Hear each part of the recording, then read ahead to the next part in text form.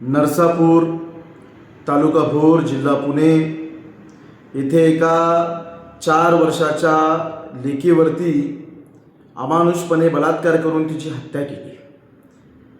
महाराष्ट्र राज्याच्या मुख्यमंत्र्यांकडे मी मागणी करतो की त्या नराधमाला फाशीची शिक्षा झाल्याच पाहिजे आणि सर्वच डॉक्टर बाबासाहेब आंबेडकरांच्या विचाराच्या कार्यकर्त्यांनी याचा निषेध केलाय आणि त्या हरामखोराला फाशी झाल्या पाहिजे अशी सगळ्यांचीच मागणी आहे। कारण त्यांनी केलेलं कृत्य हे मानवतेला काळिमा फासणार होतं।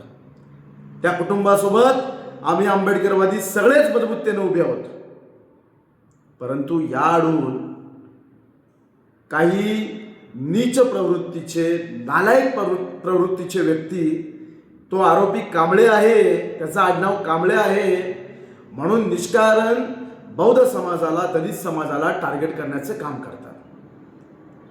आता तो बौद्ध आहे की तो मातंग आहे की तो कोणत्या इतर समाजाचा आहे, विकृतीला, नीचपणाला, नालायकपणाला जात नसते, जात अजिबात नसते।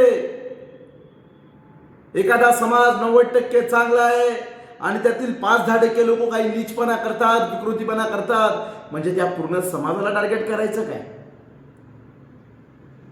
म्हणजे याचा अर्थ पिढ्यानपिढ्या आमच्या दलित समाजावरती, आदिवासी समाजावरती, मागासवर्गीयांवरती मराठा समाजाने प्रचंड अन्याय केला। मराठा समाज बोलत नाही, परंतु मराठा समाजातील काही व्यक्तींनी प्रचंड अन्याय केला। आमच्या आया बहिण्यांची आबरू लुटल्या गेल्या, आमच्या वस्त्या जाळल्या गेल्या, अरे आमचा आवाज बुलंद करणाऱ्या आमच्या तरुणांच्या हत्या केल्या। आम्ही मराठा समाजाला दोष देऊ? आम्ही मराठा समाजाला वाईट बोलू?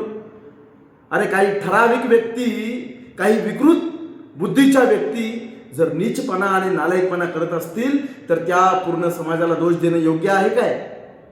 आम्ही अजिबात कधी उल्लेख करत नाही की मराठा समाज आमच्या पिढ्यानपिढ्या बर्बाद करायला कारणीभूत आहे, अजिबात नाही। ज्यांनी काही कृत्य केलं ते नीच प्रवृत्तीचे होते, ते नालायक वृत्तीचे होते, ते विकृत वृत्तीचे होते।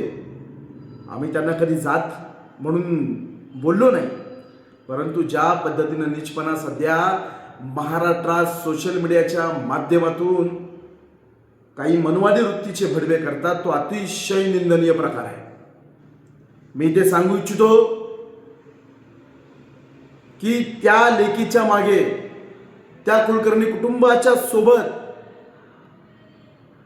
जो काही प्रकार घडला, अत्यंत दुर्दैवी प्रकार घडला, आणि मी एक आंबेडकरवादी म्हणून मागणी करतोय की मुख्यमंत्र्यांनी या प्रकरणाकडे लक्ष देऊन त्या हरामखोर, तो कांबळे असो कोणी असो, विकृतीला जात नसते, त्या हरामखोराला फाशीची शिक्षा ही झाल्याच पाहिजे, या मागणीचा मी आहे। माननीय न्यायालयाला विनंती करतो की हे प्रकरण व्यवस्थित तपासून बघून आपण या हरामखोराला फाशीची शिक्षा देण्यात यावी। ती कुलकर्ण्यांची गमावलेली लेक ही आमची लेक आहे, या मताचे आम्ही आहोत। मी पुन्हा त्या लेकीला भावपूर्ण श्रद्धांजली अर्पण करतो आणि त्या हरामखोरांना, जो आरोपी आहे त्याला फाशीची शिक्षा ही झालीच पाहिजे, त्याला फाशीची शिक्षा ही झाल्याच पाहिजे।